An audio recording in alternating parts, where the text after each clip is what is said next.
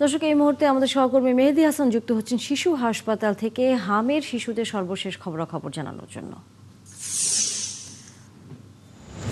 মেহেদী, আমরা জানি যে গতকালও ৮ জন শিশু মারা গেছে এবং সে সংখ্যাটি দিনকে দিন বাড়ছে। আপনি যেহেতু শিশু হাসপাতালে আছেন, আজকেও রোগী ভর্তি হয়েছে কিনা, বিশেষ করে শিশুরা ভর্তি হয়েছে কিনা, এবং একই সাথে চিকিৎসকরা কি বলছেন?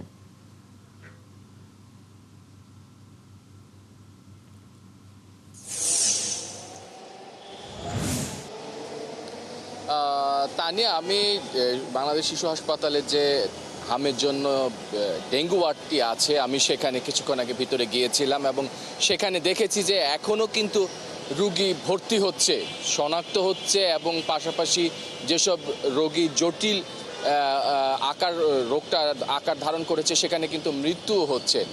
এবং আমরা যেটা জানতে পেরেছি যে এখন রোগীর সংখ্যা তুলনামূলক কমছে এবং মৃত্যুটাও তুলনামূলক আগের চেয়ে কমছে।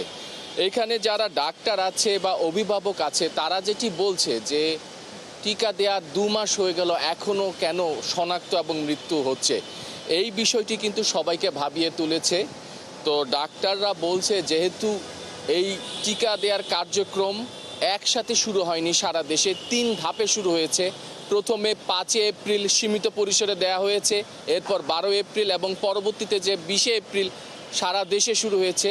তো এই কারণে হয়তো যেহেতু আলাদা আলাদাভাবে দেয়া হচ্ছে এবং ডাক্তাররা বলছে যে একটা জোন বা কোনো এলাকা বা কোনো দেশের 90 থেকে 95% টিকা দেয়া না হলে আসলে হাম, এই যে অতি সংক্রমণ প্রবণ যে রোগ, এটা আসলে নিয়ন্ত্রণ করা সম্ভব হবে না। তাই ডাক্তাররা বলছে যেহেতু এখন টিকা দেওয়ার একদম শেষ পর্যায়ে, হয়তো আগামী 10 থেকে 15 দিনের মধ্যে এই শনাক্ত এবং মৃত্যু একদম কমে আসবে।